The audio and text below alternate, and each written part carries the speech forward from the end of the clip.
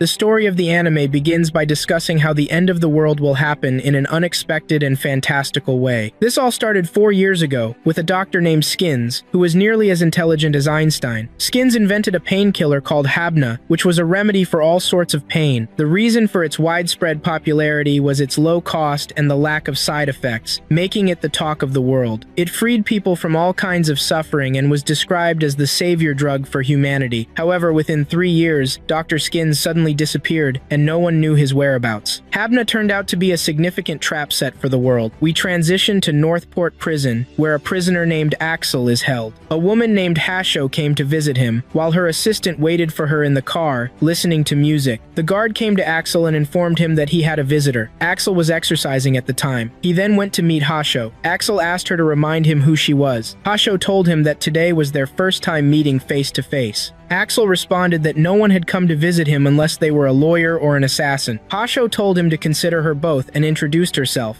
explaining that she wanted something from him. If he answered her question, she would help him get out of the prison. This surprised Axel, who then asked how long his sentence was. She answered that it was 888 years, essentially a life sentence, and told him she knew everything about him, including his birthplace, professional and medical records, and even his shoe size. Axel replied that he was happy and asked her what she wanted. Hasho asked Axel if he knew Habna. He confirmed that the topic was very much known, even inside the prison. She asked if he was aware of the crime that had happened and showed him a video on her phone. The video, just a few minutes long, had gone viral and was about Dr. Skins, who had disappeared 3 years ago. Dr. Skins, through this broadcast, told them that if they did not feel pain, it actually equated to being dead as well. He also warned that humanity was on the brink of death because of Habna. Humanity was now heavily reliant on it, focusing on getting significant gains in a short time, while engaging in endless conflict and destroying the global environment, which led to the suffering and death of many. As a doctor and scientist, he reached the troubling conclusion that this was the nature of humans, and humanity must face severe punishment. He stated that he did not develop Habna to be just a pain reliever, but rather for it to stay in the body for 3 years before mutating and leading to death. It is impossible to expel it from the body. He insisted he didn't want their lives in his hands. He only played the role of the seventh trumpet, expecting the first victims in 30 days. He claimed he had a cure for this, but someone had to find it within 30 days to save humanity, leaving the decision in their hands. Skin's words caused panic among the people on the streets, and students did not want to continue their education. Hasho told Axel that Skins had sought peace and equality. Axel asked if he had now turned into a demon after his return. The guard then approached Axel and informed him that visiting hours were over. Hasho requested Axel to find Skins. That was her demand. Before Axel left with the guard, he asked Hasho if she knew everything about him. She replied that of course she did. He asked if she was aware of his very bad habit of escaping from prison. The guards yelled at Axel to hurry, but he pushed the guard away, saying there was no need to rush, which angered the guard. The guard drew his weapon, but Axel managed to land some hits on him, bringing him down. Axel seized the guard's weapon, aiming it at Hasho, and told one of the other guards to free him from his restraints. After doing so, Axel sprinted to escape. He continued moving from floor to floor, evading several guards who tried to catch him. He threw one of them down from the top floor and continued his getaway, dodging their blows and retaliating to keep them from getting hold of him. They nearly surrounded him, but he jumped and moved to another floor. As he left, one guard was waiting for him and grabbed him, but Axel refused to surrender and hit the guard, freeing himself from the grip. The guard attempted to strike Axel, but Axel successfully knocked him down, then kept running and dodging the blows of the remaining guards. He climbed high until he reached an exit, brandished the gun he had, and fired to create an opening from that exit. He jumped through the opening and made his way to the top of the prison, continuing his escape. We shift to Hasho's assistant, who received a call from Hasho, informing him that Axel had escaped and asking him to bring the car. She said Axel had transformed into a bird that had flown from its cage, prompting the assistant to move quickly. Now, we go to a student who protested against attending school because they are nearing death due to Habna, named Leland. A girl named Chris approached him, asking how he was doing. He replied that he seemed fine. Leland told her he was happy. Chris then asked, does the impending doom of humanity make him that happy? Leland responded that it wasn't that reason. Rather, the best part was that he didn't have to go to school again, and he wasn't forced to anymore. Chris hit him and called him a fool. Then, Chris spotted a cat and tried to get closer to it to catch it, but the cat moved away. Chris remarked that it wasn't friendly. We switched to Hasho and her assistant, who asked Elena to monitor police calls in the GPS system. The assistant mentioned that the police might have killed Axel. Hasho dismissed that idea, saying it wasn't that simple. We turned to Elena, who reported that the police had not found Axel yet. We moved to Shaho and instructed her to keep watching. We shift to news reports stating that people have engaged in riots, destruction, and fires, along with live broadcasts from state officials, urging everyone to calm down and behave better. There were also programs featuring a prominent doctor informing the public that the government would not be able to produce an antidote to Habna within 30 days. This all contributed to the collapse of the economy, civilians taking to the streets, and the spread of riots across the country, preparing for wars among the masses. Furthermore, the pharmaceutical company had banned Habna from the markets and stopped its production and distribution in pharmacies. We then see Axel, who was happily walking in the city. A police officer approached him, asking about his outfit and whether prison clothes were in fashion now. The officer sarcastically questioned if Axel was an escaped prisoner. Axel laughed a lot and said it indeed looked fashionable now, and joked about how someone would willingly get involved in all these troubles. The officer agreed and advised him to go home, due to the numerous riots happening. After the officer left, he received a call reporting that one of the inmates, Axel, had escaped, and they would send his picture. While the officer was receiving the message, Axel changed his route, headed to a clothing store, and changed his clothes before moving to the train, heading to another city. We transitioned to Hasho's office, where the president told her that the situation had worsened. Since they realized he was investigating, they left no trace behind. He informed her that they had to maintain complete confidentiality. Hasho asked about the development of Habna. The president replied that the situation was very difficult and time was extremely short. She insisted that they must find Dr. Skins. The president acknowledged the current state and inquired about their last member. What about him?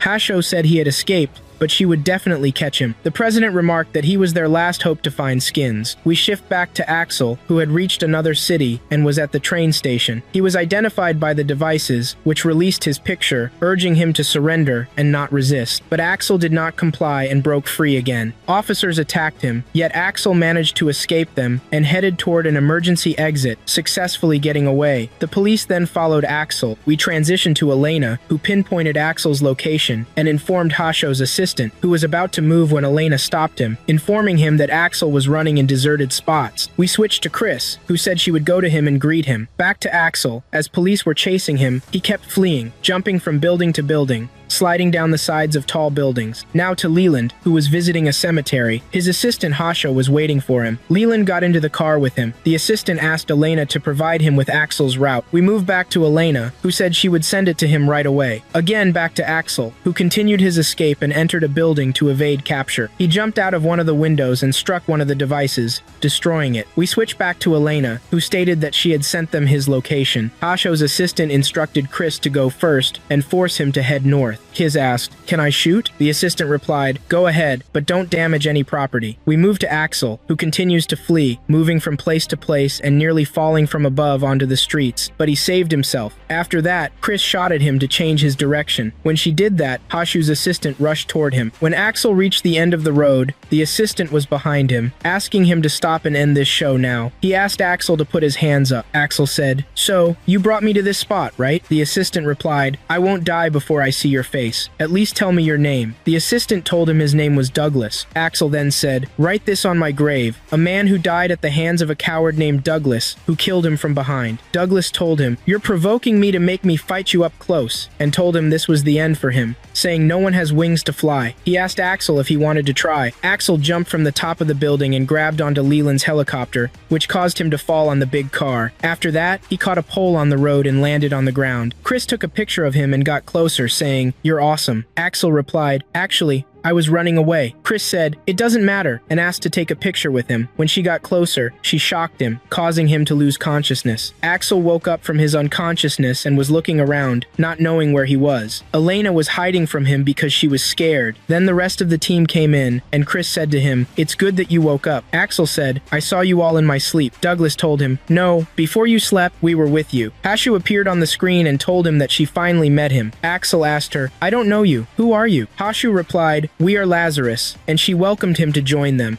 Axel tried to get rid of the bracelet on his wrist, but he couldn't. Hasho told him that he couldn't escape from it, and through it, they could track his exact location. Axel looked at the hands of everyone around him and said that they were a group of bad people. Hasho told Axel that she wanted a favor from him. She wanted to know the whereabouts of Skins. She informed him that he could either continue to run or regain his freedom by finding Skins. Then Axel, with his agile movements, took Kirish's weapon and aimed it at her head. Axel asked Hasho to remove the bracelet from his wrist. She replied that she wouldn't be fooled by him again, which resulted in a shock for Axel that made him drop the weapon. Hasho warned him that if he removed the bracelet, his hand would be completely burned, and she told everyone that they would all suffer if anything happened to her. Axel said that he really wanted to meet this man, Skins. Hasho responded that was good and suggested he join everyone now as they were moving to a press conference led by the president. The president told them that no one had known what would happen. Then, they proceeded to Skins' house, where they interviewed the gardener related to Skins and asked him if he knew anything about Skins' ways or if he wanted to share anything. The gardener replied that he didn't know anything and was just taking care of the garden. When asked if he had seen or heard anything before, he stated that they had buried a cat named Moby in the garden, which made him laugh a lot. Next, we moved to a television program hosted by a famous girl named Lisa. The host told her that she would release an album of songs next month, but no one would be able to listen to it due to what would happen in 3 months. Lisa agreed, but added that no one from the audience would come to watch the show either. The host also mentioned that the album would come out after some time. We moved to Hasho's headquarters, where Axel asks what they will do if they find Skins. He suggested that they could take medicine from him and sell it to make money. Douglas replied that they weren't there for profits or personal reasons. Chris asked why they were there then. Douglas responded, to save the world. Axel said they were like the Avengers or something similar, to which Chris replied that they were superheroes. Douglas stated that the important thing now was to search for Skins. Axel wanted to know something important without embarrassment, so he asked if anyone had used Yobna. Everyone raised their hands, as did he. Then Douglas told Axel that this was their operations base, until they could confirm his allegiance because he was against joining them. Axel asked Douglas if he didn't think this place was a bit shabby for them, the heroes saving the world. Douglas replied that it was disguised in an old-fashioned way. Then he took Axel to another location and asked him to put his hands out to open the door. When Axel did that, the door opened, and Douglas told him that they had scanned his hands while he was asleep. Next, we shift to their meeting room, where Douglas introduced them to their target, Skins, who was born in Istanbul and had no children or wife, and his parents were deceased, leaving him lonely until now. He informed them that he had attended more than one graduate school and was nicknamed the Second Einstein. Chris asked if they should talk more about his personality. Douglas noted that Skins had won 3 Nobel Prizes but had donated them to charities, and he was very humble in his life, even giving up the patents for the medications he developed. Hasho added that he was a very famous activist and had participated in all protests advocating for peace. He was a strong supporter of climate change, attended many environmental summits, and also attended a United Nations meeting, where he urged countries to do more in his speech. One of his most important speeches given in the United States warned that in 3 years, snow in the North Pole would melt, marking a beginning where they needed to act quickly to prevent things from getting out of control. However, his speech didn't please many countries, causing them to leave the conference. After that, he disappeared without leaving any trace. Chris remarked that he seemed like a real person, but also had some wicked dealings. Leland mentioned that he was a very ordinary person, and Douglas asked Leland if there were any eyewitness reports on the internet. Leland said he hadn't seen any, but mentioned one thing. Skins helped the poor and gave his metro seat to an elderly woman. He concluded that Skins seemed like a good person overall. Axel thought that this man was a saint. Douglas asked why this man would want to destroy the world if he was indeed a good person. Hasho replied that regardless, there had been no information since his disappearance 3 years ago, and it seemed that no one could pinpoint his location anywhere. Axel asked if they expected him to believe that he had been imprisoned all that time. Leland suggested that he might be dead, and Douglas added that he could possibly have taken on another identity. Chris mentioned that he might be in disguise. Elena then said she thought she had found something about him. After that, they paired off in their own cars. Hasho, Axel, and Chris decided to head to a shelter to search for Skins, while Douglas and Leland went to visit their offices. Elena was assigned to reach the maximum number of surveillance cameras worldwide, if possible, and then run facial recognition on Dr. Skins. She assured them she would get it done. Hasho warned that if Skins changed his looks, then the plan wouldn't succeed, but there were no other options left. Next, we see Chris and Axel on the road, and she asks Axel if he was in prison, right? She inquired about how many years he spent there. Axel replied that he thought it added up to 888 years. Suddenly, Chris stopped, pointed her gun at Axel, and told him to get out of the car, saying she wouldn't drive with a criminal like him. She told him that those years you get when you kill someone, and she asked him how many people he had killed. Axel asked her to let him explain and cool down. He asked if she knew that the government doubled prison sentences for those who tried to escape repeatedly. He told her he had been sentenced to 3 years, but after his escape attempts, it had increased to this ridiculous number. Chris asked why he had tried to escape. Axel replied that he thought it was his favorite hobby. We shift to Douglas's and Leland's car. Leland asked Douglas why he was wearing those things on his wrist. Douglas asked Leland why he wanted to know. Leland claimed it was just curiosity and asked if he had really done anything bad. Douglas replied, "No, not at all," and told him he had been exiled here for some petty offenses. Leland questioned if those were really offenses. Douglas told him to stop talking about him and that it was Leland's turn now. Leland said there was nothing crazy in his story, just some minor thefts. Douglas added that he thought Leland was part of the petty thieves, but Elena was not in the same category. Leland asked if that was true, and Douglas pointed out that she was a notorious hacker who committed crimes on a global scale. Leland said she was always quiet when he was around her. Douglas noted that she could be the biggest wild card in the team. After that,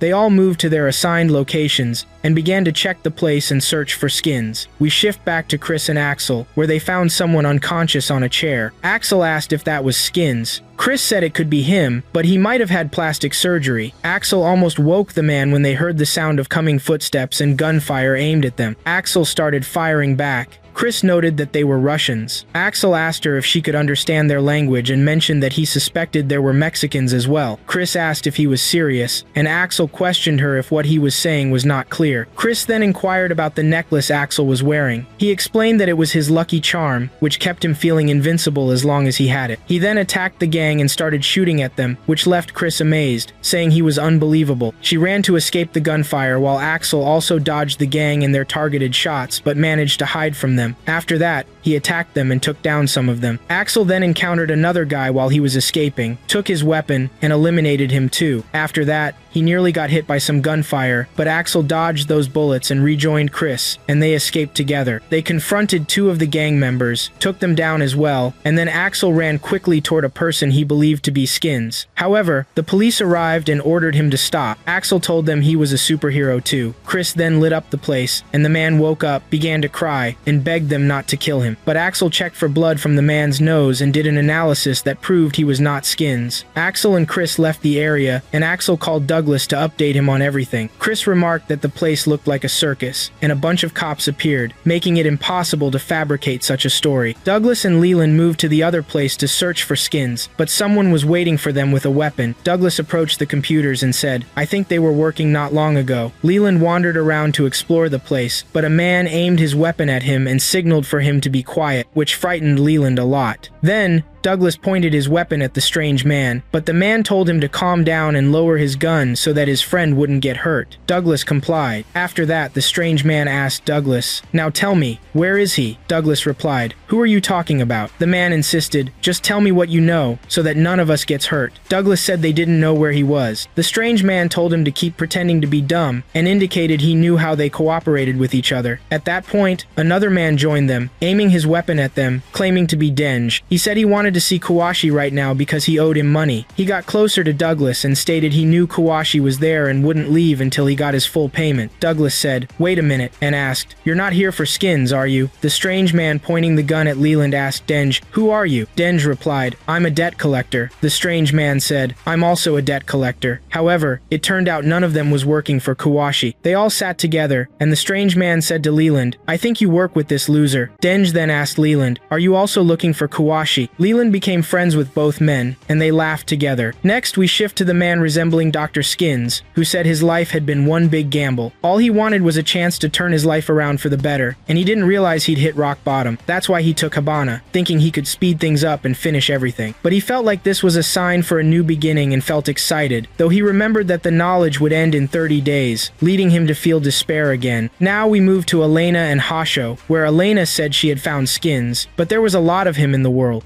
Elena continued searching for Skins, and Douglas said he believed someone had hacked the surveillance systems and changed many faces to Skins. Elena confirmed this, stating they were adept at it, and informed them that they had altered the polygons in thermal imaging. Axel asked Elena if she thought Skins was behind all of this. She replied no, but mentioned she knew 3 hackers who could do that and carry out a mission like this. She told them their names: the Popcorn Wizard, Dr. 909, known as Wolmara, and lastly, herself. This surprised Leland, and Douglas speculated that one of the other 2 was helping Skins. Hasho then asked Elena if she could find them. Elena said she was working on it, and Hasho noted that the surveillance cameras were no longer an option for them. However, this gave them one clue: that Skins had undergone cosmetic surgery to change his appearance. Otherwise, there would be no need for all this. Douglas replied that he was somewhere with the same face, and Hasho asked Leland and Chris to search Skins' house. Later, Douglas said he had a lead he wanted to follow up on, and they drove off. Douglas told Axel that he had a man named Claude Klein, who was his mentor when he worked in the lab at his university,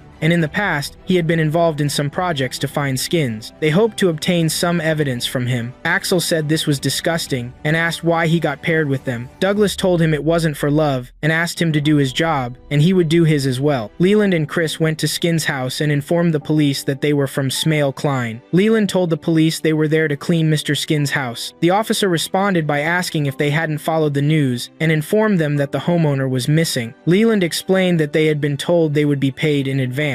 The officer said he had also been told not to let anyone in. Leland replied that they would have them send the bill to him, which annoyed the officers. Leland also mentioned there were cancellation fees. If they attempted to approve it without finishing their work, they would be charged a significant amount. Next, we moved to Stanford Hospital, where Axel and Douglas went to ask about Claude. Axel asked Douglas where his mentor was. Douglas told him he had retired, and informed them that they had no information about him. There were rumors that he was homeless. Axel said if that was the case, he could help him find him. Douglas replied that would be great. Now returning to Skins' house, Leland and Chris passed through the police. Chris told Leland she wasn't the type to hide from anything. Leland asked her what she had been doing before joining them. Chris replied that she had traveled the world as a secret agent, and then they entered Skins' house. Next, we find Douglas and Axel after they went to the homeless shelter. Axel told Douglas he knew the homeless leader, a former cellmate named Jerry. He approached, but Douglas did not walk along with Axel. Axel asked if Douglas was scared. Douglas replied that there wasn't anything that made him afraid. As they moved forward, Axel lightly hit him and told him not to pretend to be strong in front of him. After that, we shifted back to Chris and Leland, searching for any evidence that could lead them to Skins, and then back to Douglas and Axel looking for Jerry, Axel's friend. Each of them asked groups of homeless people, but no one directed them to Jerry. We returned to Chris and Leland, who were showing signs of exhaustion from the labor-intensive search. Leland remarked that nothing was helpful here. Chris added, of course, as the police had searched this place before and had torn it down. While Chris was putting her hands under a seat, she found a pill bottle, and Leland asked Chris if it was for Hubna. She replied no, she didn't think so, and assumed it was medication for inflammation. Leland jokingly asked if she was kidding. She confirmed she was just joking. We shifted to Douglas and Axel, and one of the homeless people told Axel he wasn't one of them. He informed him that Jill runs things around there. Axel asked who Jill was. The homeless guy pointed directly behind him, and when Axel looked, Jill startled him and hugged him, saying she hadn't seen him in a long time. Axel told Jill that he missed her too, and commented on how she had become a woman. Jerry acknowledged he had become a woman and claimed to be Jill. Axel told her he liked her new look. Jill replied that she missed him and hugged him again, which made Douglas feel disgusted. They then moved to Jill's tent. Jill asked Axel if he thought he was still in prison. Axel told her he was out again. Jill asked if it was an escape.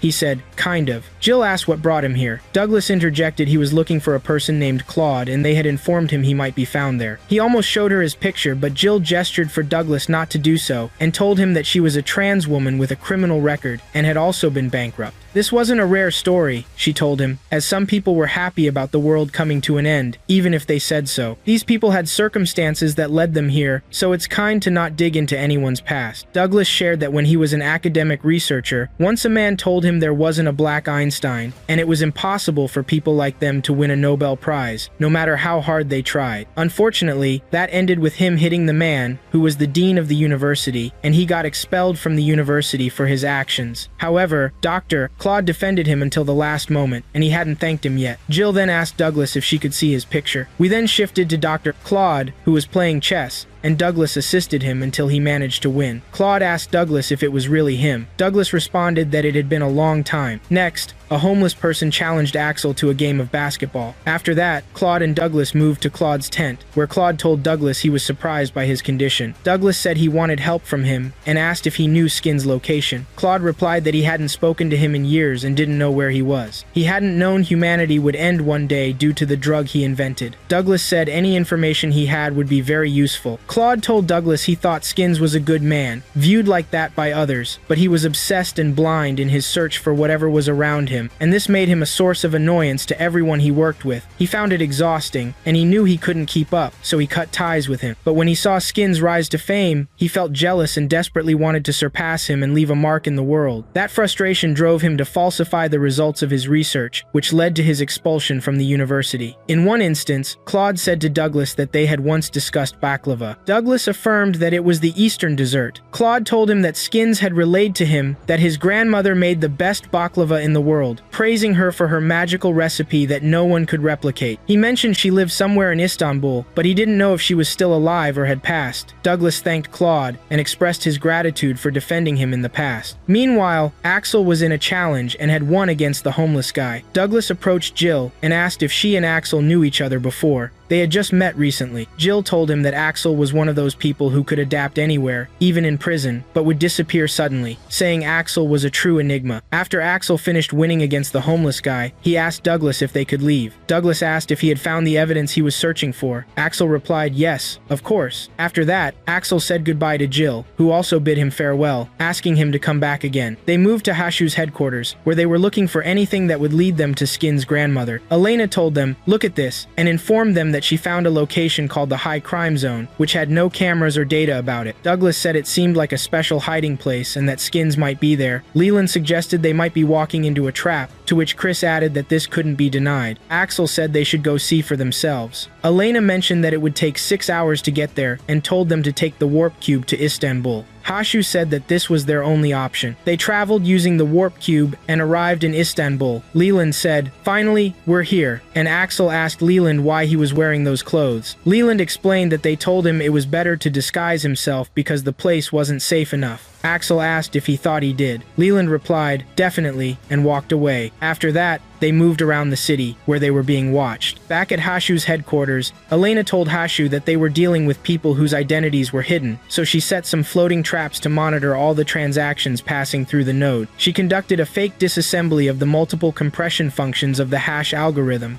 Hashu told Elena she wanted her to explain in simpler terms. Elena responded that they were bait. Meanwhile, Axel and Leland were exploring the city when some criminals surrounded them, causing Leland to panic a lot, but Axel told Leland to run for his life. The criminals attacked them, but Axel fought back and landed some hits. After that, he grabbed Leland, and they attempted to escape, only to be chased by the criminals. Axel managed to grab a moving car and helped Leland get in. Then they jumped off the top of the moving car. While fleeing over the rooftops in the city, Leland fell into one of the houses. The criminals caught him and wanted to steal his stuff. One of the criminals brandished an axe, but Axel came in and fought the criminals off, taking them down. Just as the axe-wielding criminal was about to hit Leland, Leland said that they had come to eat some baklava made by Mrs. Belinda. Upon hearing this, the criminals instantly stopped and began to listen to them. Back at Hashu's headquarters, Chris asked Douglas about the Istanbul team. Douglas said he hadn't heard any news about them. Chris asked, "Are they dead?" Douglas replied he didn't think so because their indicators suggested they were alive. Chris questioned why Hashu chose Leland to go with Axel. "Aren't we more suitable for this mission?" she asked. Douglas said it seemed like Leland was a grandson. In Istanbul, they went to Belinda's house. She opened the door for them and said, "You are the boys who came to meet me from outside the city." Leland confirmed that. After that, Belinda offered the criminals some sweets, which made them very happy, and they left. She then invited Axel and Leland inside and offered them the baklava they requested, which they enjoyed. Belinda then asked Axel if he could introduce themselves. Axel replied, "Please don't tell anyone,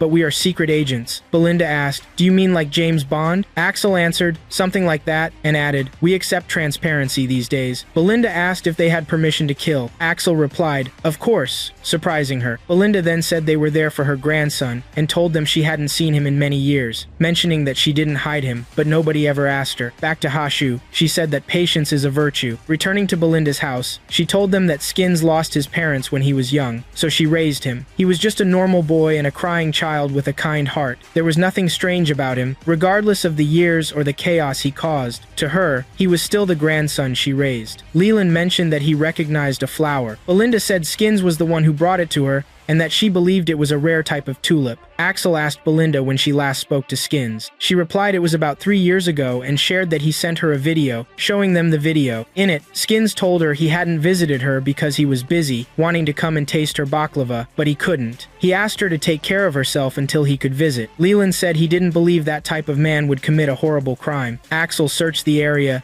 and said he thought Skins was watching this place to check on Belinda. Axel found a camera and said, "You are Skins. I know you can see me, and I want you to remember my face because I will come and crush you." Then we moved to Elena and Hashu, where Elena told Hashu that she had caught the criminals and discovered the missing wallet of Dr. 909. She said it was time for destruction. Hasho said that Dr. 909 is one of the most dangerous hackers in the world and informed them that the FBI has been unable to locate him. However, thanks to Elena, we were able to do so and identified his hidden wallet. I asked Cree what his hidden wallet was. Douglas explained to think of it as a bank account for cryptocurrencies. Hasho mentioned that upon investigating it, they found unusual cash flow. Leland asked if this was true. Hasho replied that it was a huge amount right before the Skins announcement when stock trader Sam deposited a large sum in Dr. 909's account. It seemed that he knew in advance that Habna's stocks would collapse. Chris noted that he sold a lot of them before the news broke. I said, "Elena, Skins' plan started 3 years ago when he disappeared and erased all his tracks. He must have done this with the help of first-level hackers." Douglas said, "So this man, Dr. 909, helped Skins disappear in exchange for information about Habna, and then teamed up with Sam to withdraw profits before the crash." Hasho remarked that this seems to be the natural conclusion of the matter. Axel said, "So all we have to do is catch Dr. 909. Chris asked, "Do you think it's that easy?" Hasho said that Elena would continue monitoring the wallet for any new activity, while the rest should go and find Sam. It's very likely he's in contact with Dr. 909. Douglas said this while sharing Sam's picture with the rest of the team. Leland noted that he was the stock trader. Axel added that he was just another wealthy investor. Chris said he definitely wasn't a fan, and I think he's rich, narcissistic, and dumb. Douglas commented that he thinks he's a big star and keeps women waiting. Leland suggested, "Why don't we look him up online?" They watched a video of him taking the Habna and telling people there's nothing to worry about while having a good time with everyone. He told them it was the only thing he liked to keep in his club, which was the sharpest thing, leading to their feeling of disgust after watching the video. Axel asked how they would meet these fools. Douglas said Sam threw a party at his club every week and picked a new girl to join him. So when they got there, Leland asked why he was dressed as a woman. Douglas said it was to be safe. They didn't know what kind of girl this guy liked. Axel told Leland, "But I think that outfit really suits you," and he moved closer. Douglas asked them to stop joking. Chris said, "This is impossible. They booked Vigsnar as the DJ tonight?" Axel asked if he was famous. Leland replied, "Don't you know him?" Chris said, "It's time to have some fun." Douglas reminded them why they were there for work. We switched to Elena, who faced a problem and asked Hasho, "What's the issue?" Elena told her it was about the deposit locations made over the last 2 weeks, and showed her the places. Hasho noted that these deposits happened all around the world. Elena added that more than that, they occurred via ATMs. Hasho noted that this means he used someone to make these deposits for him and avoided being tracked. Elena said this didn't make sense. He would have to meet them in person to pass the entry device.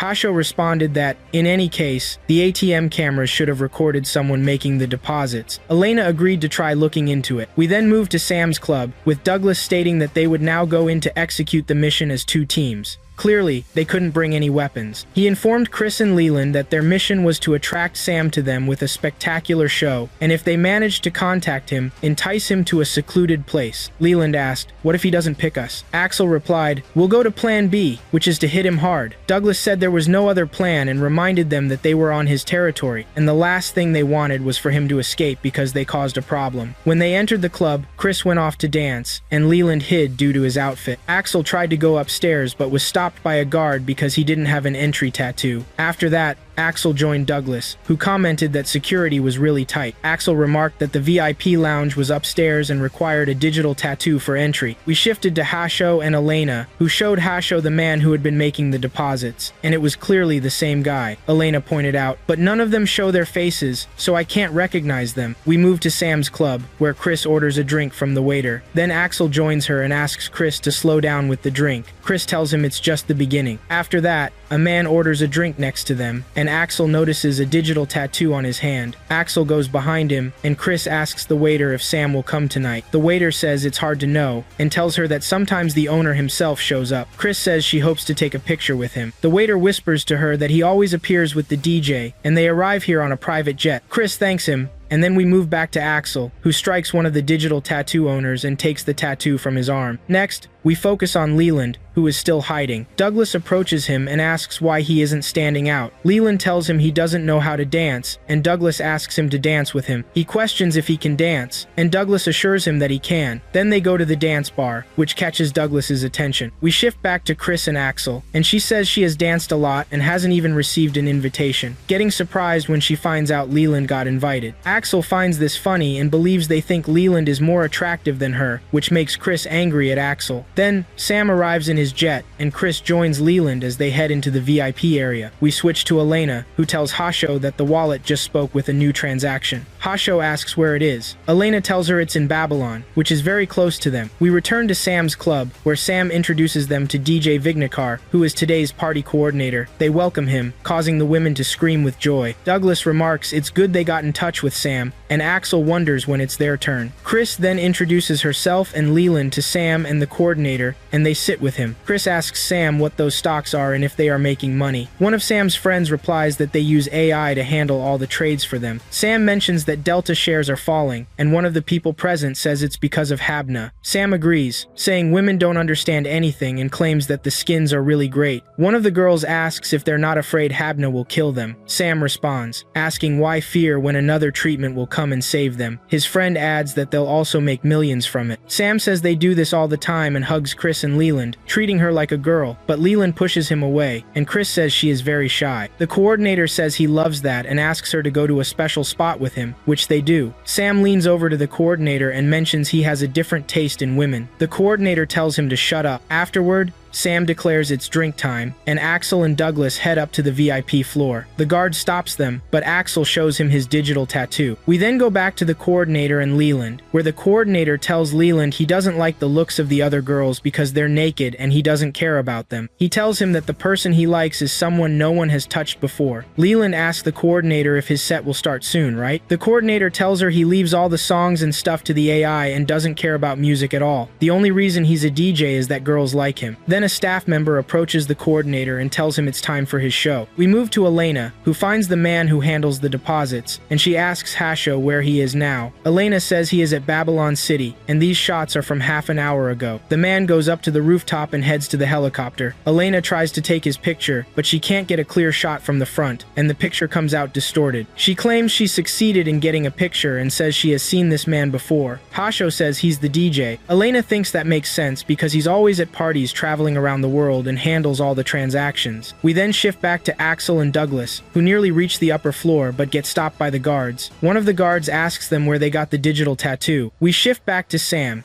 who tells his friends that those women are running after the meal, so he did this to them with his special punch. He tells his friends to do whatever they want. Then Sam approaches Chris, but Chris tells him to stop coming near her. Sam reassures her that she is in his club, and it's impossible for the police to arrive here, promising her the punch will make her forget everything. Chris replies to Sam that he loves preying on women, which surprises Sam because Chris isn't affected by her drink. Chris tells Sam that the drugs from his cheap parties don't affect her. She strikes him and moves closer, slapping him. After that, she hits him several times, even kicking him, causing him to fall from the rooftop onto the coordinator below. Next, we shift to Axel and Douglas, who have discovered the truth about Dr. 909, the coordinator. Axel and Douglas deal with the guards by giving them some hits and taking their weapons. Leland also flees from the place. Afterwards, Sam tells the coordinator that he's hearing gunfire, and that's not good. Let's escape from here. We return to Chris, who dispatches one of the guards while saving Leland from being chased by another guard. Then, one of the guards attacks her, but Chris knocks him to the ground, and she and Leland escape. We jump to Douglas, who is exchanging gunfire with the guards and hides next to Axel. Axel tells them that Sam and the coordinator are trying to escape by plane. Leland says he will immediately grab the car. After that, Sam and the coordinator get on the plane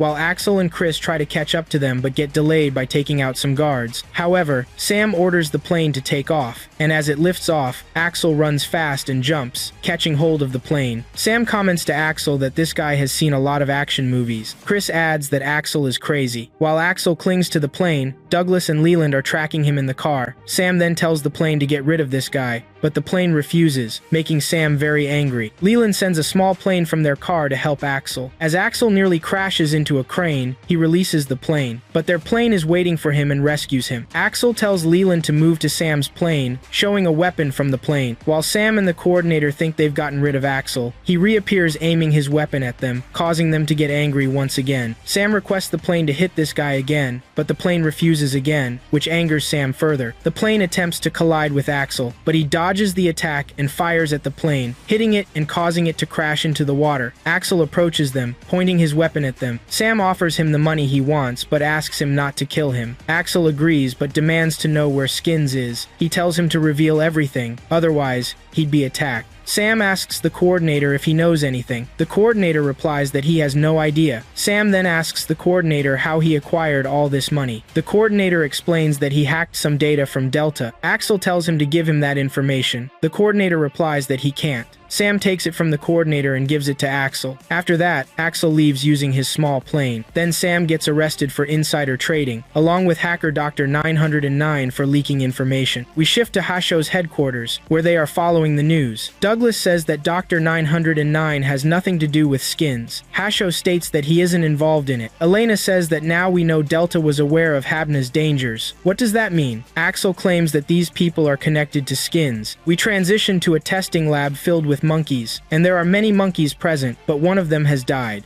We move to the president's house, and he was asleep. After that, he woke up, threw his phone, and it hit the walls, which led to it breaking. After that, we moved to Hasho's headquarters, and Douglas said that Dr. 909 had hacked Delta's data leaders, and there he learned about the Habna threat. More importantly, Delta was responsible for Habna's secret experiments. Hasho said, so, it's likely that Delta knew exactly how dangerous the drug was. Douglas told them, this picture is among the pictures. Deland said, Mom, look at this picture. Hasho said, this picture was among the pictures we took from 909, and I have no idea what it is. Axel said, what if the company is conspiring with Skins? Then all the experiments might be fake. Douglas said, that's possible. The bottom line here is that he might be connected to Skins. Hasho asked Elena, is there anything new? Elena told her, I didn't find any data from the secret experiments, but I found something strange. She told them about a person who was uploading music from their servers weekly to an audio site called SoundCloud. Chris said, it could be a music lover. Deland said, what's strange about that? Elena told them, okay, listen to this, and she played them a clip of it, but they didn't understand anything. But Douglas asked Elena to open this clip with another program. When she did, strange files appeared. Hasho, after getting closer to the screen, said, these are the secret files of the experiments. Douglas asked, can you distinguish them? She told him, of course. On a basic level, Chris said. So why are they encrypting the experiment data and then uploading it to a social media site? Because they want it to reach someone who prefers to remain hidden. Deland said, so this person. Chris said, it's Skins. Axel said, we now have a lot of documents on them, so let's go and welcome them. After that, they went to the Delta building. Chris said, there aren't any tall buildings to jump off of to reach them. Deland used his spy plane, but it didn't work because they have a jamming device. Douglas said that they have an underground parking lot that is not connected to the inside of the building. While Chris continued to monitor, she found Axel on his way to the building. He entered easily, but he caught the guard's attention. When he reached the elevator, the guards approached him and entered with him. Inside the elevator, the guards searched him thoroughly. Douglas, who was outside the company, said, this is unbelievable. He went there alone and went to the top too. After that, we moved to the elevator, and Axel was in a constant fight with 4 guards in the elevator. The fight took a long time, but Axel eliminated them all in the end by himself. After that, he got out of the elevator and went to the president. He put the phone on his head from behind and asked him not to move. He also asked him to disable all security systems for him. He told him, I can't do that. Axel told him, I told you please. After that, the president said, deactivate the security system. After that, Axel sat in front of him and showed him the experiments on the screen, which surprised the president. He asked him, who are you? Axel also had a video call with his companions. Douglas told the president, we know that you uploaded them to the internet. The president asked Axel, what do you want from me? me. Money? Axel told him, I want to know where Skins is. The president told him, no one is more desperate than me to know where he is. He has never revealed his location to us, and we had no way to contact him, so we had to go through all this trouble just to send the data. Douglas asked the president, did you know that Habna would mutate? The president asked, and become toxic? No, we didn't know about all this. Douglas asked the president, how does this help us? The president asked him, are you sure he's really a killer? Before we conduct any experiments on humans, we conducted experiments on a type of monkey, and one of those monkeys recently died, and his eyes turned into a distorted color that resembled a starry sky. He told them that humans would soon go through this experience. Douglas asked the president, can't you make an antidote? The president told him, we have allocated all our resources to do this, but even the research and development team doesn't know what to do. I swear that Skins is the embodiment of the devil. Axel said, if he is the devil, then we are the angels who will put him in prison. I'm tired of chasing Skins. Let's lure the devil out. After that, we move to the head of Hasho, and he is reading an announcement from Delta regarding an emergency conference on the treatment of Habna. He said to Hasho, this invitation was sent to famous doctors and researchers? Hasho said, of course. This happened. As soon as Skins knows that someone has developed an antidote to Habna, he will definitely come to verify its authenticity. The head of Hasho said, so this conference is fake, I assume? You are luring Skins out and arresting him when he appears? She told him, of course. The head of Hasho said, the committee will hold its investigation soon. He asked her if she had heard about it. Hasho told him, of course. She told him that they must show some solutions at this time, or we will be in a very weak position. The president said, so in this situation, we can't let him fold or forget. We moved to Delta, and there are many guards for the conference. We moved to Deland, and he said, this antidote seems real. Hasho told him that each one of these vials contains a tracking system in case anyone tries to steal it. We moved to Douglas, and he asked, how will they be able to enter? Axel said, they might try to storm the building from the outside. Douglas said, it's possible that they'll sneak in disguised as invited demonstrators. The head of Delta said that their private security company had searched the building and conducted a complete sweep to check for listening devices. The guard said, there are 50 security personnel, including me, on high alert. We have also examined 50 security men, and it is difficult for Skins to place a spy among us. Lylan said, if we attract Skins' attention, and if his hacker can enter the system, then what? Hasho said, here comes Elena. Elena said, Delta has one of the basic networks for dealing with classified information,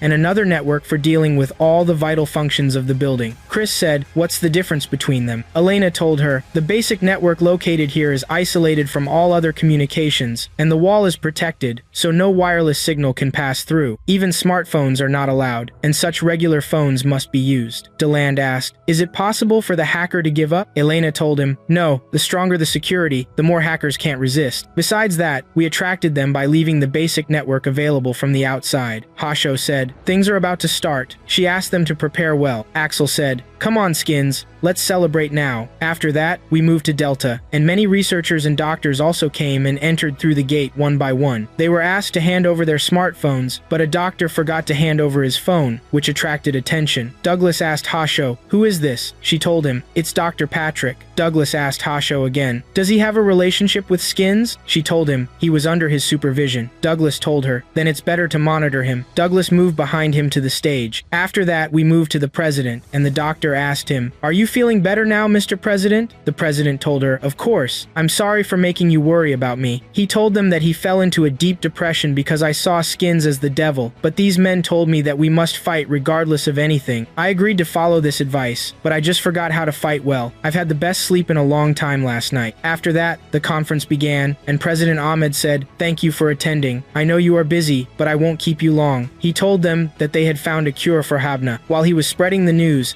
Hasho's companions were each ready in their position. We moved to Douglas, and a person passed in front of him going to the bathroom. We moved to Elena, and she said, an alert has occurred, and someone is trying to pass through. The source of the attempt is the North Pole. Hasho asked, are they soldiers? Elena said, no, they are fake, and I'm spotting multiple access points from everywhere. After that, the power went out at the conference too. Elena said, this room has its own generator, so there's no problem. She told them that the network had not been hacked yet. Elena told them that the perpetrator is inside the building. She asked someone to go and check the breaker room now. Deland said, I'll go. He left. Axel said, what about the person in the bathroom? Douglas immediately went to the security to monitor the exits and not let anyone out. He asked Chris to come to him. Axel inspected the bathroom, but the man was not evil. We moved to Deland. and he said, "There's no problem in the breaker room." After that, one of those present ran towards the antidote and injected himself. He said, "Now I've been saved." The security immediately grabbed him. Hasho said, "Grab him so we can find out who he is." Douglas did that. The man told them, "Don't make you despise the treatment alone, you fools." And we moved to Excel, who continues to search, and then a girl hacked into the building and disabled everything in it. But Elena managed to fix everything again. However, the girl took control of the air conditioning and made the temperature very hot. After that, she breached the core, and Elena said, "We are under attack from 50 locations." Hasho asked, "Does that mean there are 50 intruders?" Elena replied, "Not 50 intruders, but 50 devices," and said, "We are being hacked due to the wireless guard devices." We moved to Excel, who asked one of the guards, "Is this device connected to the outside?" The guard replied, "No, these modern devices don't have any of that function. They are only for communication between us." And he mentioned that the old devices did have that function. He informed him that the manufacturing company had contacted them to deliver the new devices. Excel said, "If this is the hacker's goal, and all he wanted was to introduce these devices into the building." We moved to Dylan and Hasho. Dylan said, "If they breach the main network, will we be in danger?" Elena said they had taken the bait and started tracking, and in case things went south, she planted a fake antidote file in the main computer, which will allow them to determine the hacker's location. Douglas said it was losing the battle to win the war. Elena responded, "But the main network is still under their control, so be careful." The doctors and researchers attacked Chris to get out of the building, and the machines disabled Excel's movements. Elena said she found them. They were located in the Islamabad Stock Exchange in Pakistan. Hasho said she would contact local authorities to search the place. Douglas said that every stock exchange in any country has a fortified network infrastructure, and if breached, it provides enough range for the hacker to launch a significant electronic attack. We moved to the Islamabad Stock Exchange, and when the police arrived there, the hackers had already left. The police told Hasho that no one was there, and Elena said they were moving now. How can they move with such a volume of data traffic from over the mountains? We moved to the girl hacker after her escape from the police. She grabbed her computer again and said, "Let's see this antidote." She commented, "I think everything is fake, just as I expected," and then threw the computer away. Elena said, "Unfortunately, they escaped," and told them she was sure they parked their mobile base near the stock exchange to distract us. Chris said, "That means we lost the battle in the war." Dylan asked, "What will we do now?" After that, Elena received a call from the hacker claiming to be the popcorn witch. She said to her, "That's really awesome. A big salute to you," and told her she was very close to being uncovered. "This is truly amazing," and then she hung up the phone. Elena tried to keep her on the line, but she didn't succeed.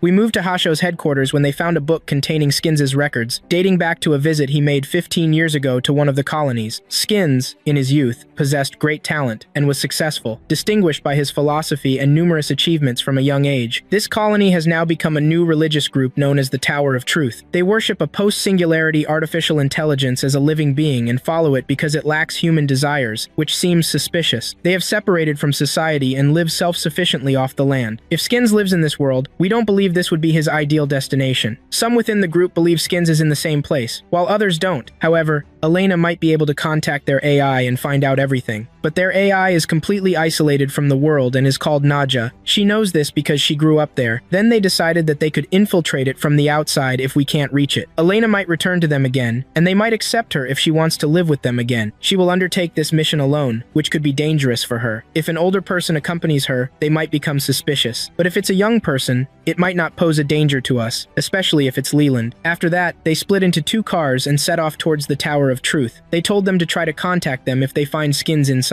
If they don't find him or don't communicate with them within 72 hours, they will come to their aid because they are staying in lodgings nearby. Then they moved inside. Elena's old friend, named Hannah, welcomed her, and Elena introduced Leland to Hannah to welcome him. Then they continued walking until Elena met Carl, whom she also knew from a long time ago, and Carl came forward to welcome Elena, assuring her that the outside world was full of sins and filth, so she was sure she would return. Then Billy, the leader of the place, came to greet them as well, and welcomed Leland as a new member of the family, saying that they had come during the holy festival. Then they moved to their rooms, and their phones were taken from them. They were told that these devices were also wrongly made, and that the whole outside world is false information that can easily deceive people. But not to worry, because Naja will take care of them here in this place, and it won't take long for them to get rid of the external thinking that exists inside their heads. Then night fell on them, and they went to sleep. But Leland woke up and went outside, and Elena followed him as well, but they were unable to reach any signal that would allow allow them to contact their team from inside the place due to the presence of interference in the place. Then we move to the rest of the team's lodging, and Douglas contacts Hasho, saying that he wants a list of the researchers who visited the Tower of Truth during Skins' visit. But federal security has begun to move quickly, and it is difficult to obtain any information now, but they will try to find any information. Then they ended the call, and Douglas left his room and began talking to Chris about Elena and Leland, saying that they felt afraid for them, and that no message had arrived from them yet, and that they would wait because they had no other solution. But it is difficult to fear for them because they are members of Lazarus. Meanwhile, Axel was continuing his training so as not to reduce his physical fitness. Then we moved to Elena and Leland, and Hannah took them on a tour inside the tower, and what they do in terms of practicing their own crafts, and that they are self-sufficient in everything. Then she presented them with food, and they began talking about life outside, and that it needs a lot of money, and that it is the opposite of here. But they explained to Hannah that not all jobs require money, such as searching for people, and that this work is very difficult, and that it is like being chased by other people, and being threatened to pay off other people's debts, and also disguising themselves in the clothes of the other sex, but they are still being chased. Then it was mealtime, and everyone gathered to eat together at one table, and they thanked Naja for all this food. And they also presented the food to Leland, and he was hesitant to eat it. But Billy approached him and asked him to eat it so that he would become one of the family. When Leland ate, everyone applauded him, and Billy told them that Leland would be rewarded in the upcoming mass. Then we moved to the rest of the team's lodging, and they learned about Naja and obtained the information that pertains to him, and that 15 years ago, MIT developed an AI that simulates human behavior and is based on human neural networks, and the model that was built on was the Skins model, which was considered the next Einstein at the time. Then they programmed this AI to have desires for control and appreciation, but there is a secret agent inside the Tower of Truth from the FBI,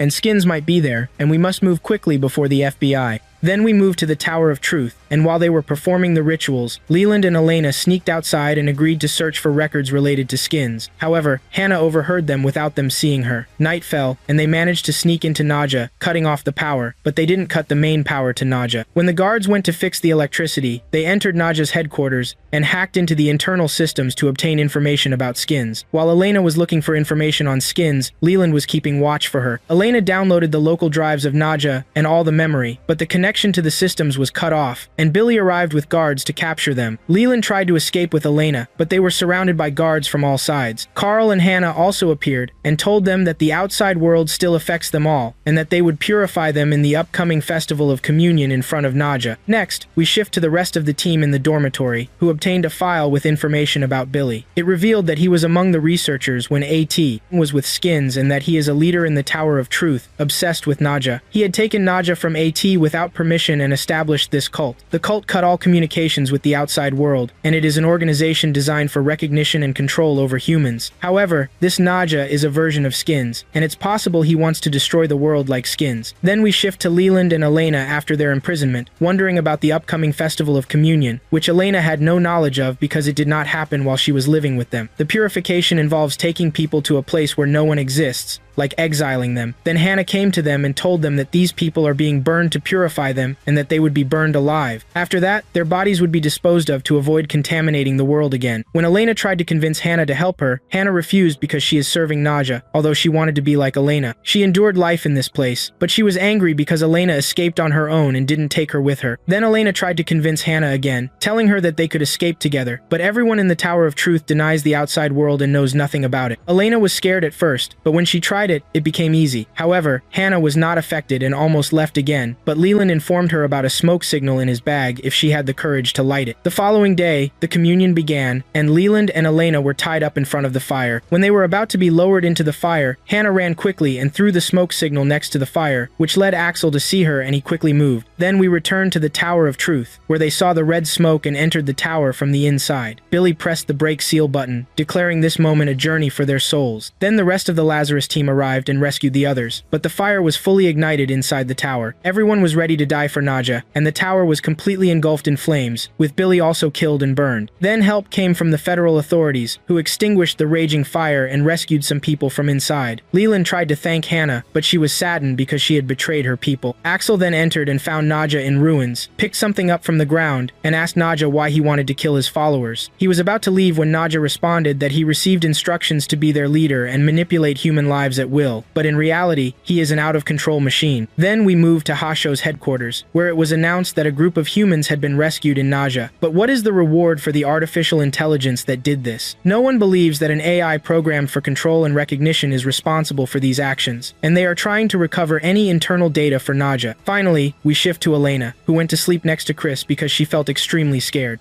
The next day, Chris was surprised by Axel's Excel skills because he was 23 years old, and she thought he was 28 or 29. Douglas was the same age as well, and Chris was once again surprised by this. She thought Douglas was 40, but Kyle Land wanted to know Chris's age and guessed she was 30, but she didn't answer him. However, he told her that he might address her as Madam, which annoyed her, and she frowned. Then they finished preparing the food, and Axel used the fire gun after repairing it, directing a shot at the food, which caused a fire. Elena came to them and asked what happened. Then they gathered together and watched news about the last ice sheet melting in the North Pole. Leland showed them a video of Skeens correcting his statement that all the North Pole ice would melt. This video was from 3 years ago and was widely circulated again on social media behind Axel, as all Skeens' predictions were coming true. Leland told them they started following Skeens as a role model, but Chris thought they described him as a terrorist, while Douglas believed this could lead to a third world war. Nobody cared about the Habana problem anymore, but if Skeens was right, deaths would begin within 15 days. Chris joked and told them that the World War would reduce the population even more than Habana, but Leland objected to her joke. Then Hasho came to them and told them to start now. She also told them that their research had returned to zero, and even the federal investigation agents who attacked the Truth Tower found nothing related to Skeens. The founder, Naga, was an artificial intelligence designed based on Skeens' brain pattern, but the investigation office concluded that the man himself was not involved. Chris asked about the next step, but Douglas believed that now was the time to return to the beginning, and that they should take another look at Skeens' video. Then they moved on to watching Skeens' video. Chris stopped the video and asked what the seventh trumpet Skeens mentioned was. Hasho knew it was something from the New Testament and something recorded in history books with information about the future. Douglas completed the rest of the information, mentioning that future events would include meteors, volcanoes, wars, and the aftermath of these. Because of human arrogance, these things would happen. Then Douglas went to see the analyst after the analysis was completed. Then we moved to a group of people riding a boat at sea heading to some place. Then we moved to Hasho's headquarters, waiting for the final output of the data created by Naga. Leland asked if this was like Naga's question about dying. Hasho thought this was a way to try to pass a message in the end.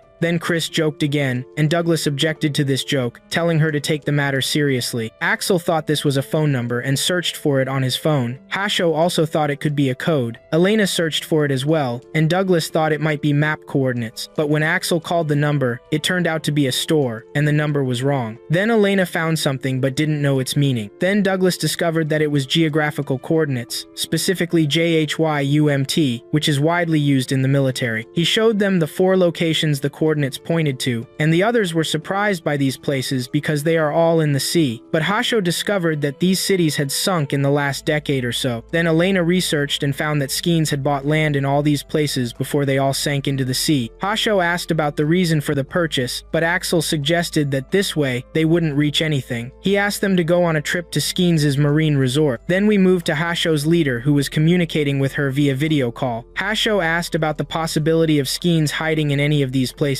Hasho thought it was hard to find him there, but she was confident there was a reason he bought all this land. However, there was a problem because this land disappeared due to global warming, and they didn't get many clues. Then we moved to Apple, Hasho's leader, who was with Liz on their way to a Rembrandt party, because Rembrandt's works were Apple's favorite and he was enjoying listening. Lisa is sensitive, and people described her as cold-hearted and realistic, thinking that she is artificial intelligence and not human, which surprised Apple because it was the first time they heard such talk. After they arrived, Lisa told Apple not to let emotions kill her profession, but there was no need to remind Apple because she had not forgotten. Then we moved to Elena, who is alive and attempting to float between the island and Skin's place. Then we moved to Douglas, who is on his way to one of Skin's private lands, but Douglas's car broke down, which led him to get out and continue walking. He met some people and communicated with them via sign language. Then we moved to Elena, who succeeded in reaching something important. Then we moved to Axel, who continued his journey and arrived at the boat port and rented a boat to sail with it. Then we moved back to Elena, who prepared drinks and snacks and also entered relaxation time. Then we moved to Leland, who wants to rent a yacht to sail with in his city. Then we moved to Chris, after she requested a yacht also to sail with it on her island. Then we moved to Elena, who became aware of each of the 4 individuals while they were in their locations. Everyone began moving to their designated places and informed each other. Then Leland started to wonder if the Lazarus Party would be dissolved after finding Skins, and that he would feel sad if that happened. Then they dived to Skins' private lands after they were flooded to search for any evidence to reach Skins. Then Chris started to think that Skins wanted them to see nature from a different perspective. Then we moved to Axel, and when he boarded his own boat, they found that the boat's driver was injured. Axel asked him what caused the injury, and the driver told him it was from the fish when he tried to catch one, but he did not feel the pain because he was created without congenital sensation. And not only him, but everyone here was like that. Axel also discovered that he had not taken the Habna drug. Then Axel shared this news about the fleet with his colleagues and told them that the driver remembered Skins when he came to visit the city as a child. The driver told them that they had no money at that time, but Mr. Skins bought the island for them, and they had enough money and also a new life. Then Douglas asked Elena to trace the money spent on the rest of the lands, which made Douglas angry because he could not understand Skins. Then we moved to Hasho and Apple told her that Rembrandt was the master of light because he was a painter and knew the truth of things depending on how they were lit. But Hasho was not interested in this talk and wanted to know what Apple wanted from her and to talk with her about it. Then he apologized to her because he knew her feelings towards Skins and considered that he exploited this but did not force anyone, including Hasho, to act. She told him not to worry about her and that she was the one who made the decision, but she wanted answers to many questions. Then Apple told her that regarding the prison in Arizona, the army began investigating the matter. Hasho asked if he meant Axel, and Apple said, of course. And in addition to the Schiphol airport incident, but Hasho believed that Axel was the one capable of uncovering everything. Then we moved to Elena, who told them that Skins visited this city 15 years ago as part of a fundraising campaign, using the same steps on other islands, and that he bought the lands and gave the residents a lot of money to move to start a good life elsewhere. Then Douglas believed the reason was the congenital insensitivity to pain, which was the source of the Habna drug. He asked Elena if she knew where the genes that were donated were studied. She told him at the Hague Institute, but this place was closed after the Habna incident, though Elena would try to find the names of those who worked at that place during the same period. Then we moved to Axel, who wondered if Nadja knew what Skins was doing on these islands and that he saw Skins as a father to him. Then we moved to Leland, who said they felt like they were living Skins' life in the agency through searching for him. Axel expected that Skins wanted them to do exactly this, feel what he felt by following his footsteps. Douglas thought they were still dancing in Skins' palm. Then we moved to Apple and Hasho, and Apple believed that Skins sold his soul to the devil and turned into another person, but Hasho denied this because Skins was very honest to the point of almost being embarrassing, and that this world was not a suitable place for him. When she told him this, Skins said to her, "Why can't the world be honest?" But she was sure he wanted someone to go and find him, and Abel also believed this. Then we move on to Elena. She found a data archive that contained a list of researchers associated with the Hague Institute. Then Elena found someone they knew well. Then we move on to Chris. She also met the same woman and tried to show that she had not seen her, but the woman grabbed her from behind and welcomed her, which led to Chris feeling scared. Chris was detained and restrained. Then they moved to Hasho's headquarters. Everyone returned except Chris, who was behind Leland. The atmosphere was gloomy, and he asked about Chris. She almost told Hasho that Chris had been caught, but Douglas interrupted her, asking her first to talk about Seekin's development for Habna at the Hague Institute. They all knew it had been closed, and he asked Elena to conduct some investigations to find out who had worked there at the time. He revealed that Mrs. Hasho was among those who were there, and that she was a close friend of Seekin's, surprising everyone. Douglas asked Hasho what her opinion on this matter was. However, Hasho expected that someone would discover this information sooner or later. She admitted she had indeed been there at the time, but mentioned that before the drug could complete its course, Seikins disappeared without a trace and did not leave a single word, which devastated her. She left the organization after a short time, and 3 years later, when he returned from isolation, Habna turned into a deadly drug threatening to destroy the world, and they could not understand its molecular structure, which was the worst part. Then Douglas asked Hasho who she was working for now. Hasho bet that Douglas could guess her answer. Douglas stated that she was working with some special teams under the NSI management, and Hasho confirmed that he was right, adding that Juned sent her because of her battle with Seekins. Then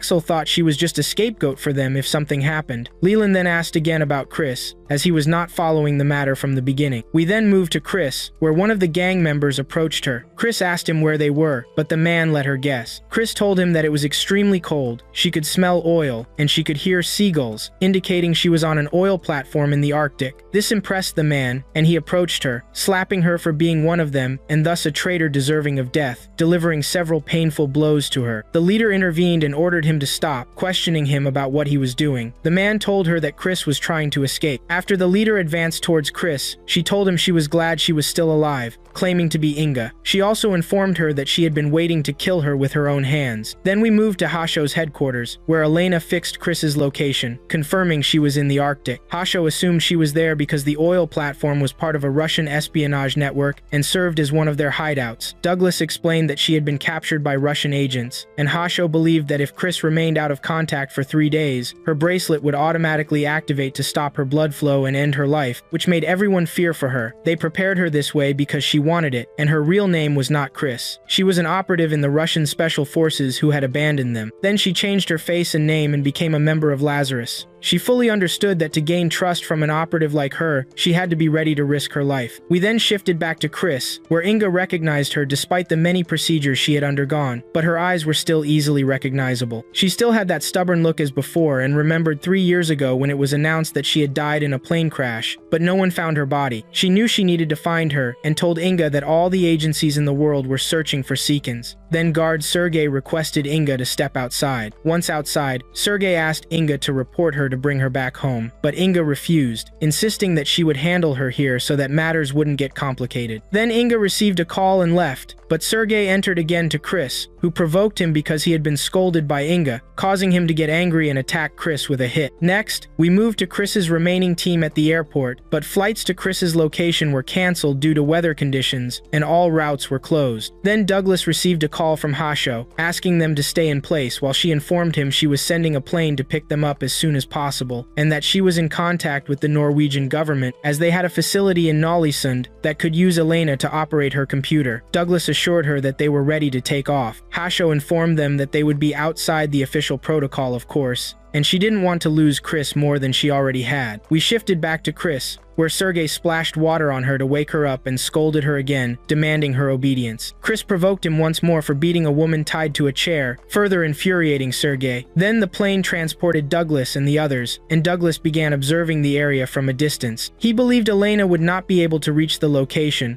but Elena informed him that the oil platform had no external communication and was only connected internally, so once it was powered up, she could reach them. Next, we moved to Axel and Leland, who were very close to the oil platform, and everyone began preparing. Then we returned to Chris, where Jersey told her he wouldn't be fooled by her words and would untie her only if she behaved. Chris responded that was fine, clearly showing him he was smart, which made Jersey angry again. He attacked her and threw her to the ground, breaking her restraints. Then a drone for monitoring the oil platform, belonging to Leland, appeared among the birds. Leland informed Axel of the number of guards present, all of whom were armed. We shifted to Axel making his way to the oil platform. When they arrived, Douglas was also preparing to head there. Axel entered the platform while Elena directed him from her location so he could reach the network room to connect with them from outside. Then one of the guards on the platform spotted a ship approaching them and reported it to Inga, prompting her to go to him. Axel managed to enter the control room, and we returned to Jersey, who continued to beat Chris, telling her that the homeland didn't know he was about to eliminate her, and that would make her live longer. Inga stated that she wanted to take care of this herself. Jersey drew his weapon, warning her that anything could happen when interrogating traitors like her. But Jersey stopped when he heard an alarm from the ship, realizing a large vessel was approaching. Then everyone was on alert. Jersey instructed them to leave, but one of the guards informed Jersey that Inga wanted her alive. Don't you know that? However, he sensed Jersey's menacing gaze and left. Then Axel successfully brought his bracelet to the control room. We returned to Elena, who hacked into the network immediately. Then the ship crashed into the oil platform, resulting in a massive explosion. Douglas also approached the ship with his weapon. Inga distributed the guards to their positions, and Chris delivered a blow to Jersey, who was stunned by it. However, Jersey attacked her again, attempting to slam her into the walls, but he failed. Chris retaliated with a strike that knocked Jersey down, and she succeeded in freeing herself. Next, we moved to Elena, who informed them that she had found Chris and told them her location. Axel quickly moved toward her. Then one of the guards informed Inga that the ship was without a captain, and Inga quickly realized it was a trap. She requested them to search for the infiltrators. Then Elena controlled the crane on the oil platform and directed it to hit the platform and the guards. Axel continued heading toward Chris, eliminating some guards he had been informed about by Leland, with Douglas assisting him by getting closer to the platform. Douglas attempted to be hit by a guard but was surprised by Leland's presence, as Axel proceeded to eliminate guards, reviving Jersey from unconsciousness. He saw Axel and vowed to confront him from the opposite direction. He struck Axel unexpectedly, and when Leland saw Axel fall victim, he He deployed his drone to help and eliminate one of the guards surrounding Axel. Axel struck back at Jersey, but Jersey physically overpowered him. Then Leland's location was revealed, and one of the guards shot at him, causing his boat to explode. Douglas rushed to Leland to assist him immediately, while the battle between Axel and Jersey continued. Jersey threw Axel into the fire, but Inga's controls intervened to save him from the flames, guiding him in the right direction. After Axel dealt with one of the guards, Chris was behind him, albeit exhausted. Axel supported her and asked if she could walk. "Let's go." However, Chris questioned why he was there, asking him to leave her since she didn't deserve to be saved. Axel disregarded her past or anyone else's stories and didn't want to hear anything from her. When he noticed guards approaching them, he told her he was saving her for her own sake. Then the oil platform exploded entirely, and Axel instructed Chris to stay there until he returned from eliminating those guards. Inga approached Chris, telling her that all those 3 years, she had been thinking about her and was now waiting for this moment to kill her. Chris agreed to shoot her since she had always been ready to die at Inga's hands. But Inga couldn't believe Chris because she considered her a traitor. When Chris saw Inga after 3 years, she couldn't move, reminiscing about their meeting, transformed in her appearance and name, but unable to change her heart. Inga then asked her why she had disappeared and left her behind. Then she told Chris that when she was at the airport, her heart stopped beating, and she was listed among the dead, but she survived. She thought about making everyone believe she was dead, and through that, she could escape the agency. If she had escaped, they would have killed Anga, so she needed to be considered dead. She also remembered when they were close friends, and she asked her to run away, but Anga didn't agree to that. Then she returned to her present and told Anga that she wasn't going to give up her death this time. When she aimed at her, Chris grabbed Anga's hand until Jersey arrived and told them that the traitor had to die. He shot, but Anga took the bullet and died in Chris's arms. Then Axel appeared and took out Jersey. Next, we shift to Elena, who was urging Axel to hurry because the platform was about to explode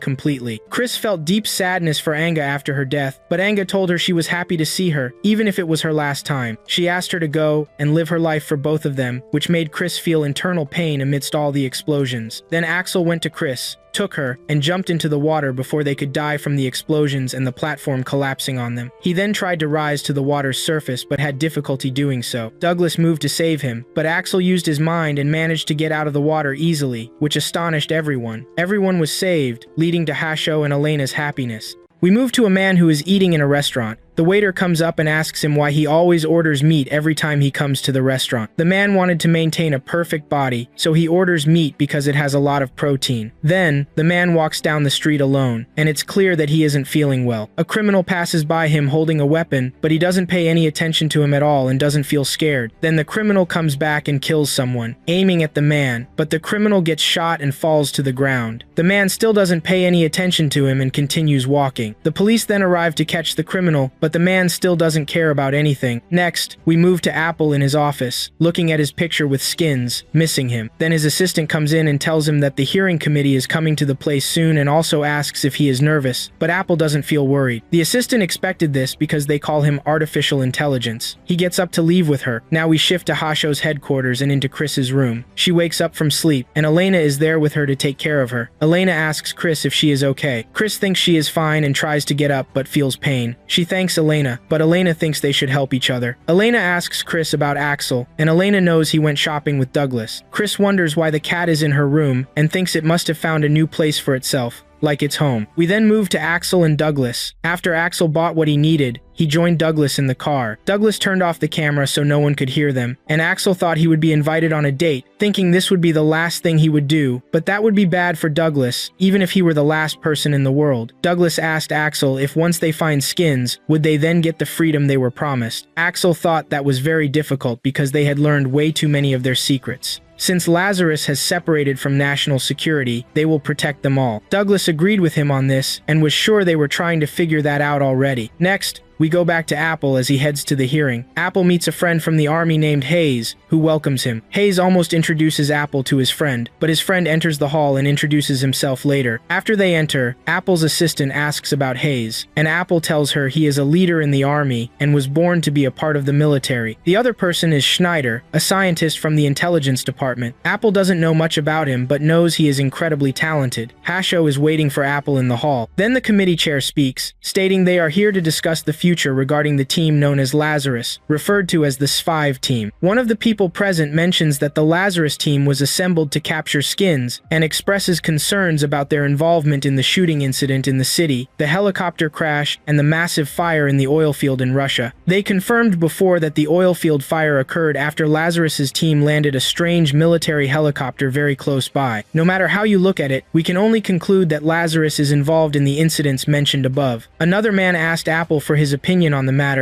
but Apple did not oppose this. A woman from the officials stated that one of the Lazarus members was a former Russian worker. One of the men said that he could potentially leak information to Russia, while another woman thought it was a separate issue and that this series of actions does not directly relate to capturing Skins. Then Schneider spoke up, wanting to see real evidence proving that Lazarus is definitely looking for Skins. They managed to contact one of the Lazarus members and convinced him to testify. The committee chair then asked for the witness, and they opened the door, revealing Leland to be the witness. This surprised Hasho and Apple's assistant. Next, we shift to Axel and Douglas, with Douglas behind Leland, who is holding two different phones but doesn't have any strong evidence. However, this needs to be kept in mind. We return to the council, and the committee chair asks Leland as if he were one of the Lazarus members watching their operations from the inside. When Leland confirmed this, the committee chair asked him to confirm that the operation in the Arctic was essential to capturing Skins, but Leland told them it wasn't for Skins, it was for Chris, and there is no direct connection to Skins. One of the officials stated that this operation escalated into an international incident launched to rescue one member of the team. Leland told them it was, of course, to save Chris, because she is indispensable for capturing Skins. In other words, this operation is very important in the search for Skins. The committee chair asked Leland if it was okay, even if it became an international incident. Leland told him no, but their priority now is to catch Skins. Then Schneider asked if they were really looking for Skins, or if they wanted to do something else, but Leland didn't know anything about those operations. Schneider then spoke about Axel, the team member with them, noting they didn't have detailed information about him. Leland pointed out the reason was that he had been in prison, and no one knew about it, and he had also escaped several times, so they were purposely hiding information. Schneider was surprised by Axel escaping from prison multiple times, but that's what Leland knew. The committee chair then told Leland he could leave now, and his testimony ended. The chair stated that the intentions of the Lazarus team were good, but they also caused many crimes. One of the men then entered the hall and informed them that Skins had released a new video. Next, we see Chris trying to organize her clothes and finding a strange pill. She remembers she saw it before. Then we move to the streets where a Skins video is being published. Skins told them about Moro 20 days since the first Bana and sees that the world government is acting as if nothing happened, and they continue fighting over the waters in the Arctic. They are close to war, and everyone listened to him from all places. Then he told them that their most important topic is Habu, and they will begin to die in 10 days. If they don't find him during this time, it will be lost forever, and it's up to them. After Skins finished his piece, Apple laughed a lot, saying he shared the same feelings as Skins, and everything Skins wanted to say, he spoke out loud. He mentioned there is no time for this nonsense, and since team members were pulled away and shot at, he doesn't know what's good about that, but they're just one step away from where Skins was. And if they dissolve Lazarus team and don't find Skins, who will bear responsibility for the end of the world? Then the president ruled that Lazarus should continue searching for Skins, giving them a 10-day period. By that time,